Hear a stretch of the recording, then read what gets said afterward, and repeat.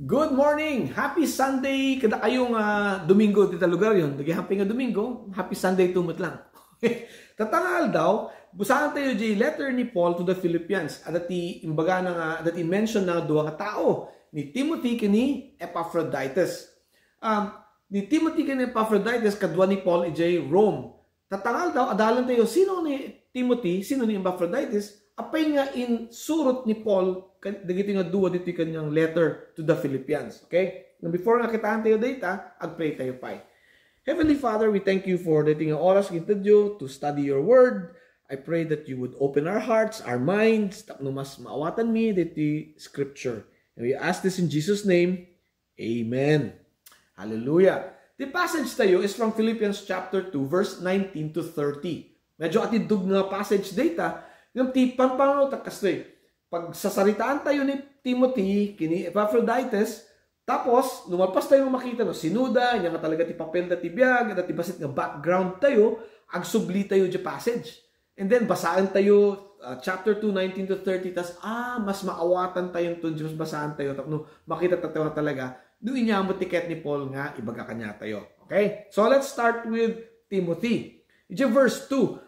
But you know that Timothy has proved himself because as a son with his father, he has served me with the work of the Lord of the gospel. So, ni Timothy is a fellow worker. Kadwa ni Paul nga serve iji Rome, spreading the good news to the people, okay, of our Lord Jesus Christ. Now, tiawag ni Paul kini Timothy a son, anak, a spiritual son, okay? And some people refer to him as a protege or an apprentice that train ni Paul ni Timothy to spread the gospel, to do the work, to serve. And then, isunan to ti mga tuloy di trabaho no awanton ni Paul. Okay. Idibigat, pang panahon, enak nga ta. Ako pa mo timpawit nga po Diyos nga i-train ko or come alongside nga tulungak nga ag-spread the gospel tapos maidurun kun to nga ituloy di trabaho. Ako pa. So, Timothy akpay lang.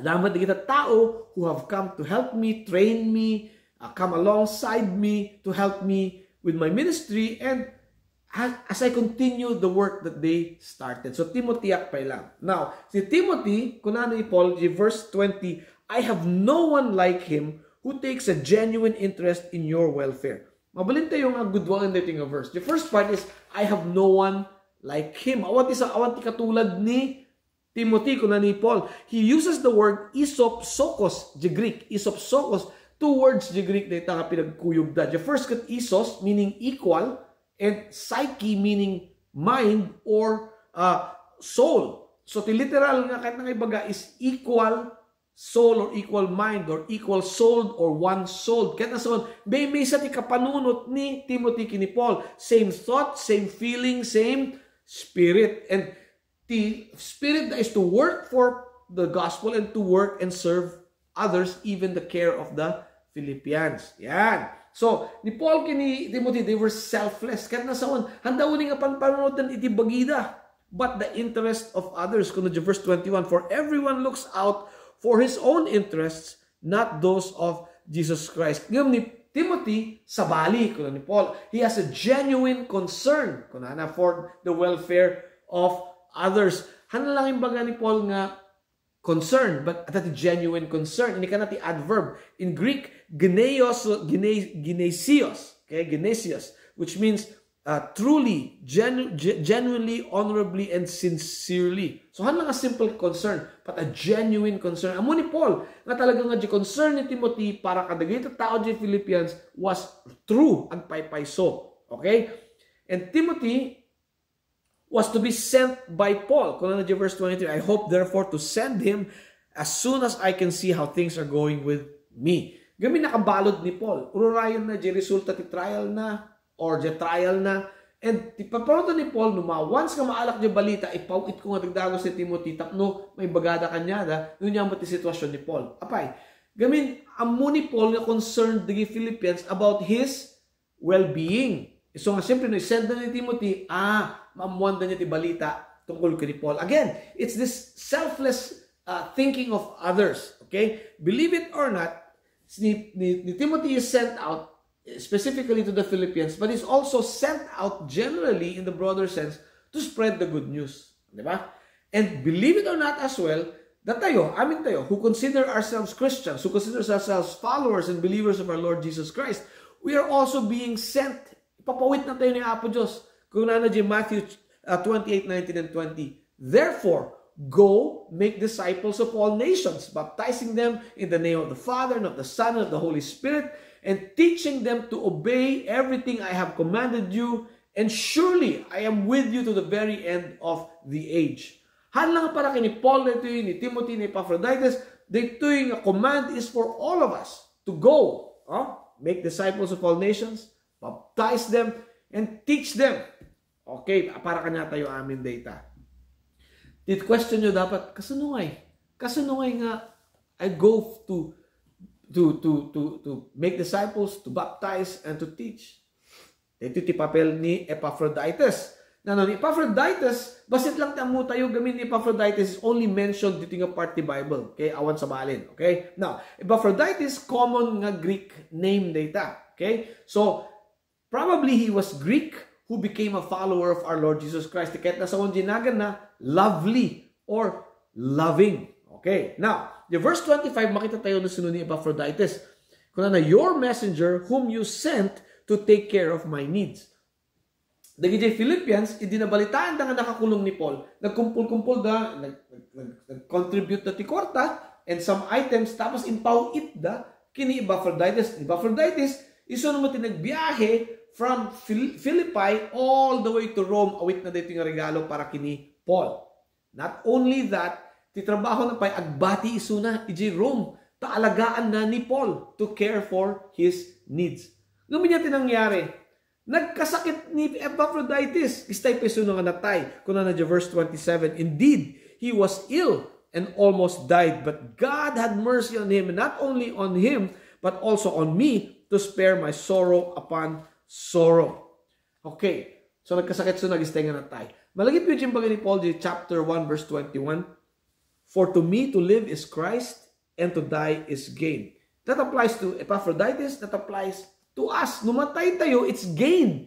Tama kita tayong ton, we will be with our Lord Jesus Christ. But sometimes, sometimes, God extends. Tibiyag iti may isang believer. I-extend na. By His mercy, to help encourage others. Dito ito nangyari nga kini Epaphroditus. God had mercy on him, extended his life. And I hope, hanyo nga malaktawan dito yung very important nga truth. We are only breathing, nabiyag tayo, tatangal daw, agang angas tayo, only by God's mercy. Ulitat. We are living, we are breathing, agang angas tayo, nabiyag tayo, only by God's mercy. Amen. Okay, so, niya pa iti maadal tayo kini Epaphroditus. Di nasayat isunan, napigsa isunan, impawit ni Paul, agsubli kadagijay Philippians, kanadya verse 28. Therefore, I am more eager to send him, so that when you see him again, you may be glad, and I may have less anxiety. Makita yung ba di joy, kaya concern ni Paul, kaya selflessness na? Kailangan na ni Epaphroditus si Jerome. Kailangan na.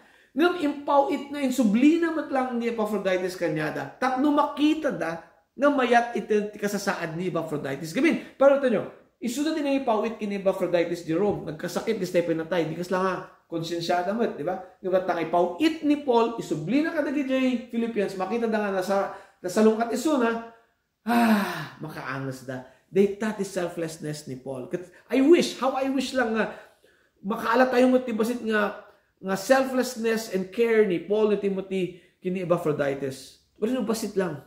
Okay? Alright, anyway, inyang iti-take away tayo, iti maadal tayo. We honor them. Kung na verse 29. Welcome him in the Lord with great joy and honor men like him. No, palpanutan tayo, supportaran tayo, we pray for, we support these people who are serving the Lord. Okay? That's a good takeaway. And number 2, okay, answer the question nga dinamag ko tatay. Yung question ko tatay, kasano? Kasano kayo disciple of all nations, kasano kag baptize, kasano kag isuro, anak ba't na qualified? And for a lot of us, that's the truth, no? Not all of us will be pastors, teachers, but mabalin tayo ba't nag-participate in the work of the Lord, either directly or indirectly. Okay, directly, no tayo tagarami niya trabaho, And indirectly, mabalin tayo ha, agbaling ang kasla kadigijay, Philippians. Tadigay Philippians, awan da ijay Rome. Ngam, nagipaw itda, kini Epaphroditus para kini Paul Jerome. Di kaslada mo't lang ada Jerome, kaslada mo't lang agpa-participate ijay work of spreading the gospel. Di ba? Kadito nga Christmas season, sana dito ma-adult tayo katangal daw. Nakapanunot, how can I participate in the work of the Lord? Either directly or indirectly. Sana, dito nga, Christmas season, makabigyan tayo ni Apo Diyos di mabuti ng misyonaryo, or a family that needs help, a friend, a neighbor, a relative, that we can be ministers of Christ to, or if not directly, indirectly, nga tumulong ti tao. I mean, dito tiket na Apo Diyos, this is really what Christmas is all about. This is the first weekend of Christmas. Sana irugi tayo dito nga Christmas season. Hanga busy with doing a lot of things. Han lang. Dapat busy tayo mat for the work of the Lord. Amen? Let's pray. Heavenly Father, thank you to encouragement. Naintindiyo ka namin, kapanunot. Sana Lord, we will do and participate for your work. In Jesus' name we pray. Amen. Happy Sunday. God bless you.